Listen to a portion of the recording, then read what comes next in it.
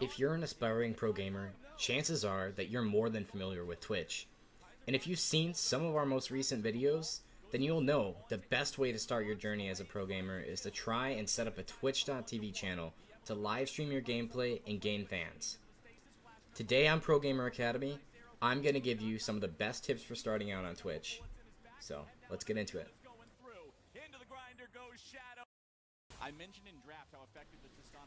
So, the first thing to know about starting out on Twitch is that it's not easy to grow your fan base. You really shouldn't get into streaming with the expectation to gain thousands of fans and get rich quick. It's almost never that easy for anyone. Most of the top Twitch streamers on the platform currently have been streaming consistently for at least 5 years or more. You need to be ready to grind in streaming, and consistency is key. If you're really planning on getting into it, make sure that you have a passion for entertaining or gaming, and that you don't mind streaming to an audience of 0 for a while. Growth is never a given, so being motivated can really only take you so far. The next huge piece of advice I have for upcoming streamers is to find your niche. What kind of streamer do you really want to be? Streamers like Pokimane and Dr. Disrespect are more well known for their personality. They're great entertainers, but that isn't the only way to make it on Twitch. Look at streamers like Shroud or any number of professional gamers making a living off of their subs. If you're really good at a popular game, like Warzone for example, streaming your gameplay and especially advertising just that you're really good at that game will also draw viewers to your Twitch. Both of these are viable ways to make it big in streaming. If you happen to have more of a niche hobby like sewing, or you really like playing outdated games, don't worry. You can totally build an audience doing that. It just generally takes a lot longer.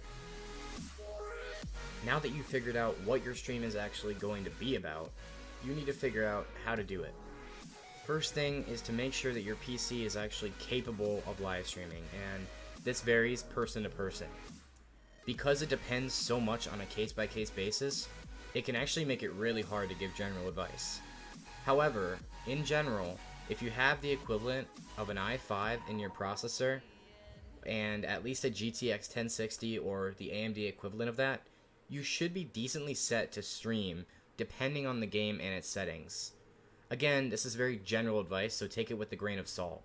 You'll also at least want 16 gigabytes of RAM, and that should go without saying. Obviously, all this stuff really depends on what game you're trying to stream. If you're trying to stream AAA games with highest quality, you're going to need really beefy parts, and it will scale up depending on what you're playing. If you just want to play old 2D games, you probably won't need crazy parts, if that makes sense. The next part depends on your internet connection. If your upload speed is under 7.4 megabytes per second, your stream is not going to be able to handle 1080p with 60 frames per second, which is basically the best option on Twitch. I'd really try and hit that number, but if you want to lower your FPS or lower your stream quality to 720p, that can work just fine too. Again, it all depends on what you're trying to get out of streaming, and it depends on the individual. You just want your stream to look as nice as possible without dropping frames or lagging, which we'll get into later with another Twitch guide. Now, luckily, the last part is kind of the easiest. You need to find a program to live stream with, and I can definitely give general advice here. If you haven't already, go down to the description on this video and click on the Streamlabs OBS website.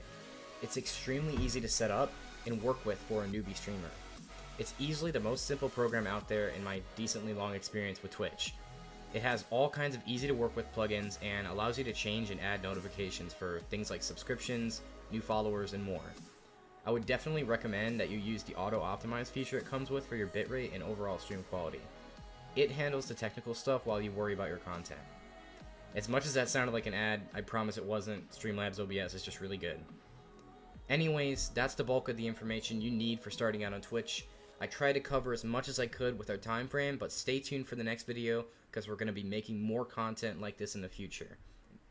Thanks again for checking out our video, and hopefully we'll catch you in the next one.